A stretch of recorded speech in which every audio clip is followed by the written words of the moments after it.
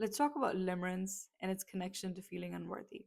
If you grew up in a house where your emotional needs were not met, where you had this deep desire to be seen, but you were not seen, the brain has a magical way of finding coping mechanisms that will give you the kind of high, the kind of dopamine hit that you need in order to survive and live through that difficult moment.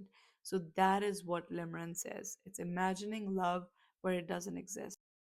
Ladies, if you or someone you know is suffering from limerence, I want you to know that it's coming from a lot of emptiness inside. It's coming from a lot of unworthiness. It's coming from this desire to be seen. Therefore, it's really important to see it for what it is.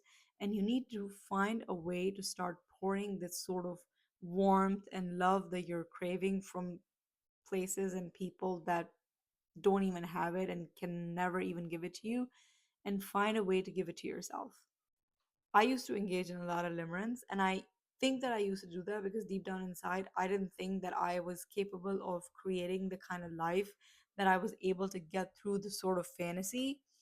And I truly was someone that was just not capable of creating that for myself.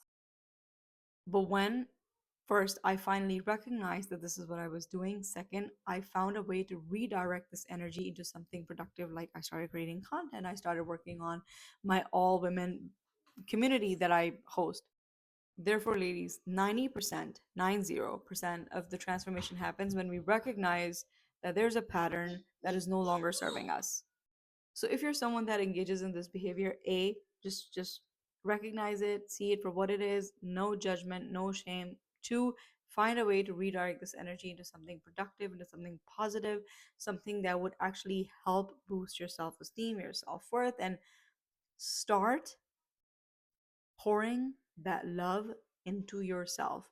Do the things you promised you would do. So, for example, if you were going to drink 8 glasses of water, drink those 8 glasses of water. If you were going to go to your Zumba class, go to your Zumba class. That's how your body's going to learn that it's safe to trust the self, and it's not going to start looking for escapes. This is very important that you start working toward this as soon as possible so you're not missing out on all the opportunities that exist in this reality by just staying stuck in some childish fantasy that's truly keeping you